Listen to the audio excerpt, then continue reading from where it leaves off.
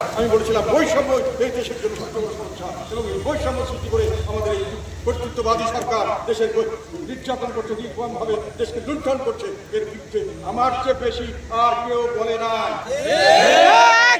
তথাপি আমার কথাগুলো গ্রহণযোগ্য হয় নাই কেন?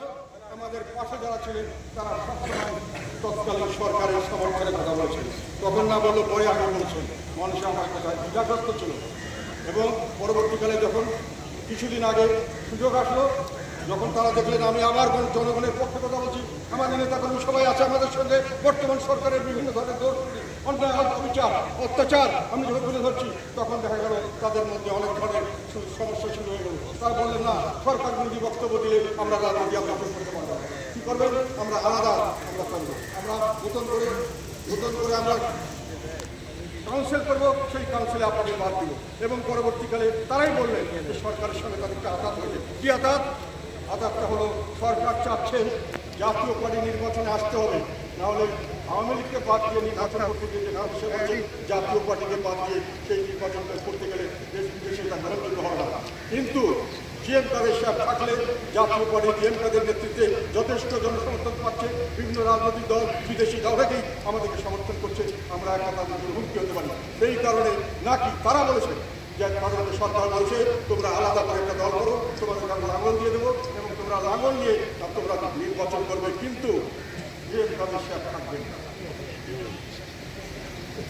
তাদের জন্য দুর্ভাগ্য এবং আমাদের জন্য সৌভাগ্যের বিষয় হলো জাতীয় পার্টির তৃণমূল পর্যায়ের সমস্ত নেতাকর্মী আমার পিছনে দাঁড়িয়েছেন, একজনও তাদের সঙ্গে যান নাই।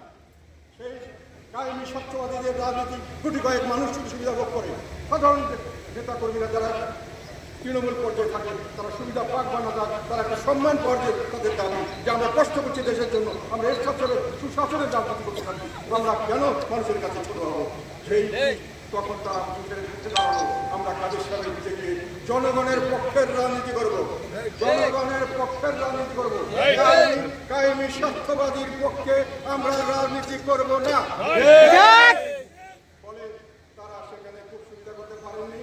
যদি সরকার তাদেরকে সেরকম করে সহায়তা দিয়ে থাকেন, তারা বলেছিলেন যে এয়ারপোর্টে আমাদের কোনো নেতাকে বের করতে যাওয়া হবে না, তাদের পরিবর্তনমূলক ব্যবস্থা করবে, যদি আপনাদের সাথে জয়েন করে তাহলে দেওয়া হবে।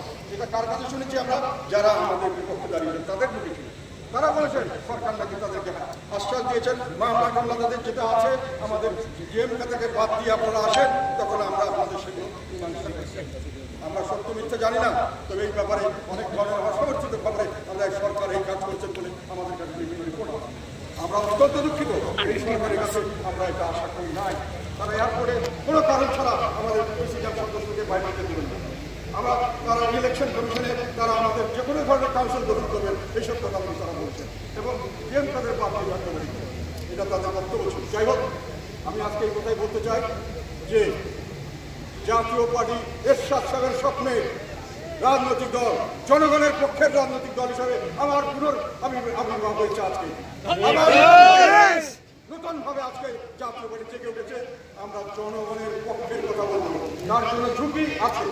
আমাদের জেল জরিমানা কালকে রাতেও আমাদের বরিশালে একজন বাদী হয়েছিল, তারা আমাদের অভিভাবকের মামলায় সেই বাদী নিয়ে গেছে। আমাদের কালকে আমরা হাইকোর্টে আমাদের একজন জামিন চেয়ে দিয়েছিল, অগ্রিম জামিন। বিভিন্ন জায়গায় আমাদের নেতাকর্মীরা বিভিন্নভাবে যে কোনোভাবেই হোক তারা পাচ্ছে না। প্রায় 8-9 মাস থেকে অনেক আমাদের নেতাকর্মী যারা জেলের মধ্যে আছে, যাদের বিরুদ্ধে শুধু কতগুলো ভুয়া মামলা, এই ছাত্র হত্যার মামলা, যে ছাত্র হত্যার সঙ্গে আমরা ছিলাম, আপনারা জানেন রংপুরে ছেলে আমাদের মারা গেছে, 4 জন জেলখানায় ছিল, আমাদের শত শত ছেলেপেলেরা পালিয়ে বেরিয়েছে, আমাদের মেয়রকে অ্যারেস্ট করার ব্যবস্থা করা হয়েছিল, আমরা বিভিন্নভাবে আমরা নির্যাতিত হয়েছি। তারপরেও আমাদের নেতাকর্মীদের নামে খুনের মামলা দিয়ে সেই মামলায় অ্যারেস্ট করে তাদেরকে কোনো ইনকোয়ারি ছাড়া, কোনো ধরনের চার্জশিট ছাড়া তাদেরকে বিনা বিচারে আমাদের 8-9 মাস 10 মাস থেকে তাদেরকে জেলখানা নিবর্তনমূলক একটা মানুষকে বিচারের আগে শাস্তি দিতে পারেন না বর্তমান সরকার। এই নিবর্তন কাজ এখন চালিয়ে যাচ্ছেন আমাদের নেতাকর্মীরা অত্যাচারিত, কিন্তু আমরা হতোদ্যম নই, আমরা ভয় পাচ্ছি না, আমরা সাহস হারাচ্ছি না, আমরা একে প্রতিবাদ হিসেবে, আমরা একে চ্যালেঞ্জ হিসেবে গ্রহণ করেছি।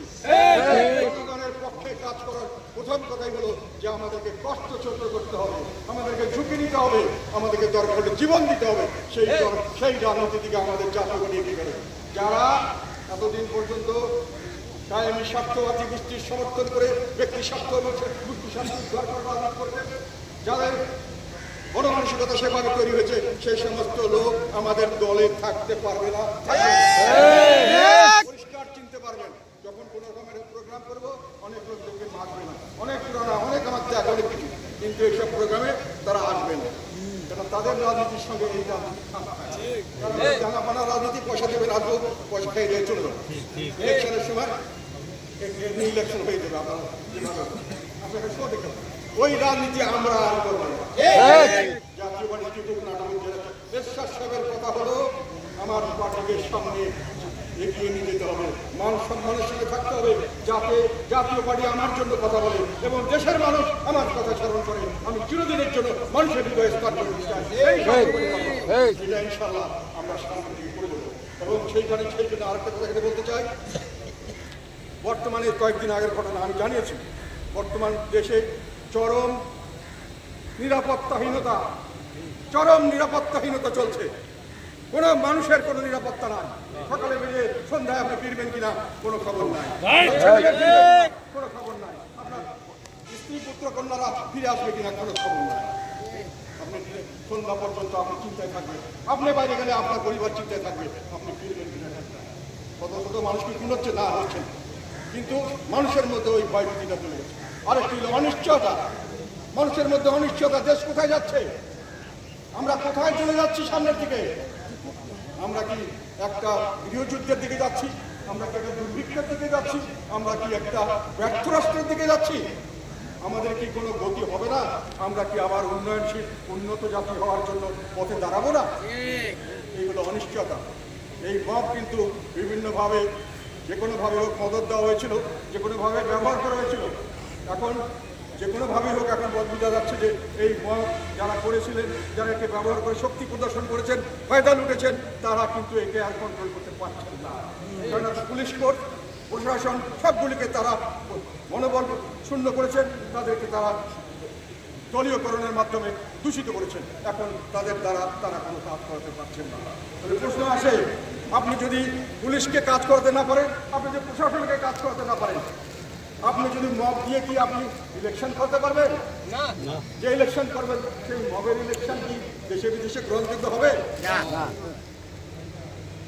আপনারা বলেন বড় বড় কথা।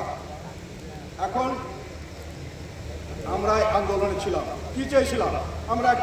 আমরা তো চেয়েছিলাম যে বৈষম্যমুক্ত সমাজ হবে, তার জন্য একটা ভালো নির্বাচন হয়ে একটা নির্বাচিত সরকার হবে, যে সরকার আমাদেরকে দায়বদ্ধ থাকবে, আমরা সেই সরকারকে দরকার মতো পরিবর্তন করবো। সেই সুযোগটুকুই আমরা চাচ্ছিলাম, যেটা শেখ হাসিনা আমাদের দেয় না। বেশিরভাগ মানুষ এই জন্যই এই আন্দোলনে অংশগ্রহণ করছিলাম। আমরা এই আন্দোলনে অংশগ্রহণ করছিলাম এই জন্যই।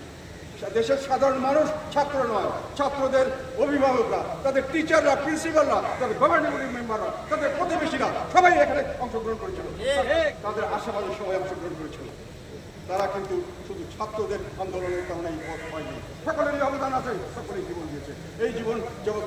এই জীবনের সাধারণ মানুষের জীবন, তারা যেটা চেয়েছিল সেই লক্ষ্য অর্জনের জন্য, তারা কিন্তু কাউকে এই ম্যান্ডেট দেয় নাই যে আপনি কোনো একটা ইসলামিক তন্ত্র তৈরি করবেন অথবা আপনি সংবিধান ছুঁড়ে ফেলে দেবেন এবং নতুন সংবিধান করবেন। আমি মনে করি না দেশের জনগণ তাদেরকে এই ম্যান্ডেট দিয়েছে।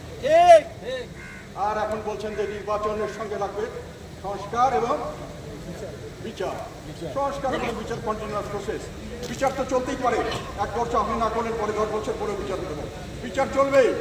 তার জন্য আপনার বিচারের জন্য ওয়েট করলে আপনার 50 বছর আপনি নির্বাচন করতে পারবেন।